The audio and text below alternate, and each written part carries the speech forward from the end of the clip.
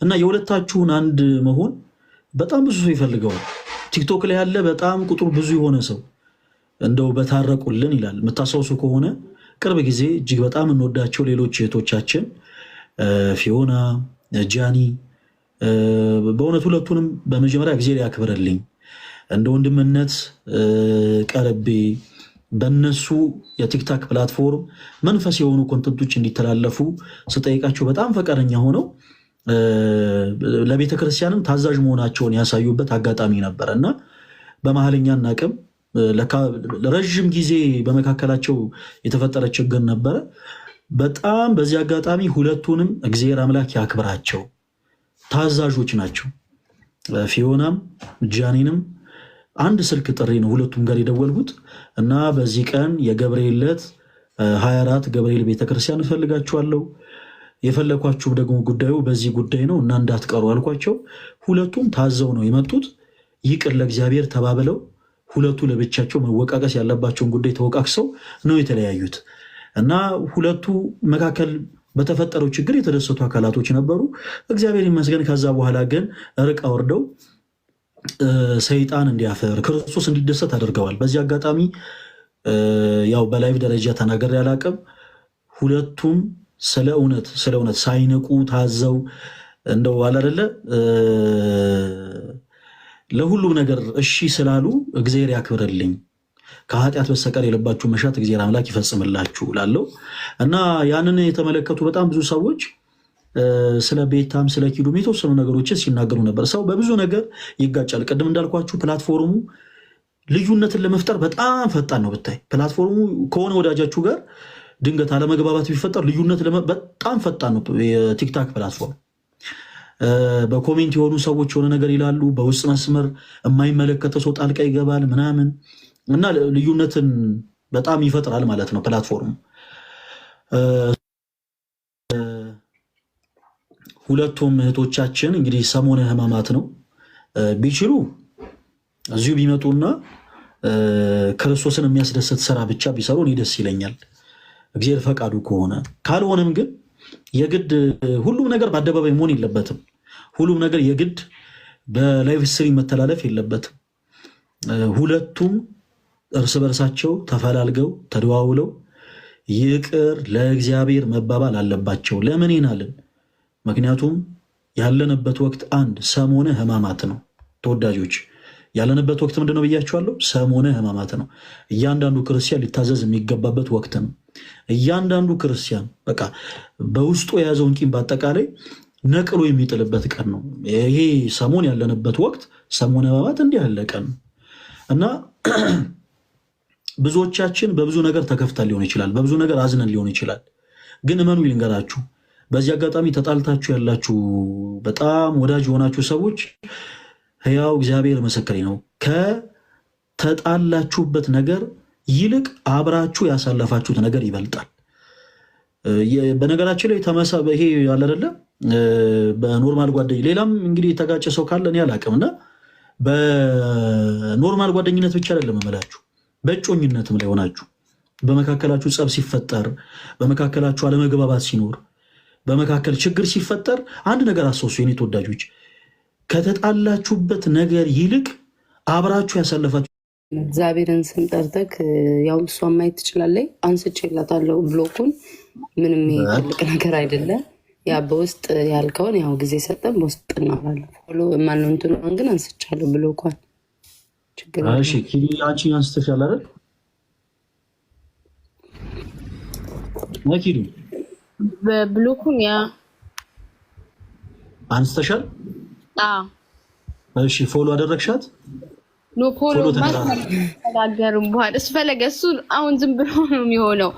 ምንድነው ብሎኩን አለ ኖ ፈለገ ማውራት ከቻልን ቴሌግራም አለን። ቴሌግራም ላይ አልተቦላለቅም። ማውራት ከፈለግን እናወራለን። ቆይ ቤታይ ቆይ አንድ ነገራችሁ ፎሎ ማድረግ ማለት ነው አይቻልም እኮ አይ ኖ ፈለገ ኖ አይ እሺ መደዋወል አይቻልም። ፈለገ አሁን ገና አስጠፋችሁ። ስለ እውነት እኔ ሰውነቴ በጣም ጠላቴ ነው። ሲርበኝ ለመለመን አልችል፣ እንዲወፍሩ ሲከፋኝ አያስታውቅ ሁሌ ፈገግ እንዳልኩ እኔ ከፍቶኛል። እውነቴን ነው። ለምን ፎሎ ማድረግ ማለት በጣም ተራ ነገር ነው። እንኳን ምን ጥቅም ነው? እኳት በይ ተይ። አሁን ምንድን ነው መሰለሽ እንግዲህ ቤታዬ ማድምጡኝ፣ ፎሎ ስለ እግዚአብሔር ብላችሁ ፎሎ ተደራረጉ። ጥቅሙን እኛ ነን የምናውቀው። እና አሁን ጥቅሙ እንዲህ ነው ደግሞ አሁን የቲክቶክን ፎሎ መደራረግ ጥቅም ቁጭ ብለን ስናስረዳ ነዋል እንዴ? እንደዛ አይሆንም። ፎሎ ተደራረጉ። የምትደዋወሉ ታውቃለሁ በቴሌግራም ነው። በቃ በቴሌግራም ትደዋወላላችሁ። በቴሌግራምም ጭምር ፎሎ ብሎክም ተደራረጋችሁ እኮ እሱንም አንሱት። በቲክታክም ይኸው ብሎኩን አንስታችሁታል። እግዚአብሔር ያክብራችሁ። ፎሎ ግን ተደራረጉ። እኔ አሁን ለህሊ ናችሁ። እኔ እግዚአብሔርን ስም ጠርቻለሁ። እግዚአብሔርን የምትፈሩ ከሆነ ብቻ አድርጉት። ካልሆነ ግን እንግዲህ ማስገደድ አይቻልም። ቤታይም ኪዱም ትልልቅ ሰዎች ናችሁ። እናንተን ማዘዝ መቆጣት አይቻልም። ግን ስለ እግዚአብሔርን የምትወዱት ከሆነ ብቻ ግን አድርጉት። አንድ ጊዜ ቤታይ ያደርግሻል የኔ ቆንጆ። መቼስ ይዘኸኛል በፈጣሪ እንደው ዘንድሮ እኮ ችግር የለውም። ምን አሁን ያክብረልኝ አደረሻለ ፎሎ ይኸውልህ አሁን ለምሳሌ ፎሎ ብንደራረግ ሁለታችንም እዚህ እንትን ላይ ፎር ዩ ፔጅ ላይ ምናምን መታየታችን አይቀርማ። ከዛ እስከሆነ እሺ ያልን አይደለ? አሁን ከዛ ከበቃ ሰው ከተነጋገረ ምን ከተባለ ይቅር ከተባባለ በኋላ ፎሎ የሚደርሻል ይዝናሪ ቢግዲ ችግር የለም። በጣም ነው የምትወጀት ማለት ነው። ቤታነስ ስለ እውነቴን ነው። አንደኛ ይሄን ያክል አታስቸግሪው። እሷ ቆይ አዳምጪ። እሷ ፎሎ አድርጋለች፣ ያው እሷ ፎሎ አድርጋለች፣ አንቺን ፎሎ አድርጊ። ይሄን ያክል መሽኮርመን ምን ማለት አያስፈልግም። ኪዱንም ስለምደውልላት አገኛታለሁ። ነገውኑ ግሩፕ ክሬት አስደረግና ተደዋውለን ታወራላችሁ። ቅድም እንደተባለው እኔ በጌታ ሰላም አመልጣለሁ ማለት ነው። ከዛ በኋላ እናንተ ዘው ትወቃቀሳላችሁ እና እግዚአብሔር ያክብርልኝ። ለእስካሁኗ ሰዓት ታዛችሁ እሺ ብላችሁ ሁሉንም ነገር ስለታዘዛችሁ በጣም ነው የማመሰግነው። ያለነው ሰሞነ ሕማማት ላይ ነው። በቃ አይደለ በትንሹም ቢሆን ለቤተ ክርስቲያናችሁ የምትታዘዙ እህቶች መሆናችሁን ስላሳያችሁ በጣም በጣም በጣም ደስ ብሎኛል። ኮርቼባችኋለሁ። ሁለታችሁንም ያለማዳላት በጣም ወዳችኋለሁ። እኔ ብቻ አይደለሁም፣ መሲም፣ ጉቺም፣ ተሙም ሌሎችም በቲክታክ ፕላትፎርም ያፈራችኋቸው ቤተሰቦች በአጠቃላይ እናንተም ይወዷችኋል። እግዚአብሔር አምላክ ማውጣት በስተቀር የልባችሁን መሻት ይፈጽምላችሁ። በጣም ነው የምወዳችሁ። በቃ እናወራለን በውስጥ አሁን መሄድ ይቻላል።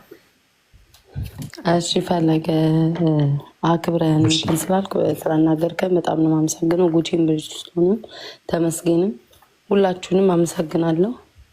በቃ ይሄን የምለው ታፍነዋል። ኮመንት ክፈትላችሁ። ወዴት ነሻ ነው?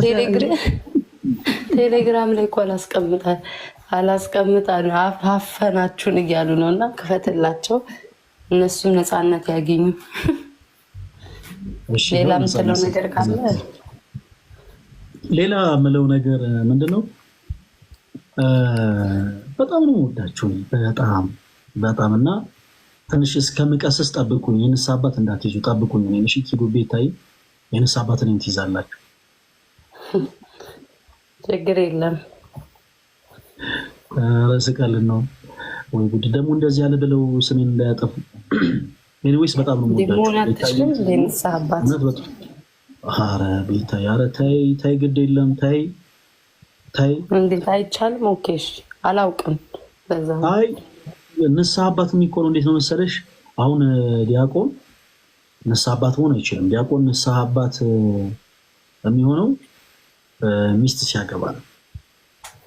ከዛ አግብቶ ይቀሰሳል። አላውቅም ነበር፣ አወቅኩኝ ዛሬ። እንደዛ ነው ስርዓቱ። ኤኒዌይስ እኔ ትንሽ የማገለግላቸው ነፍሳቶች አሉ።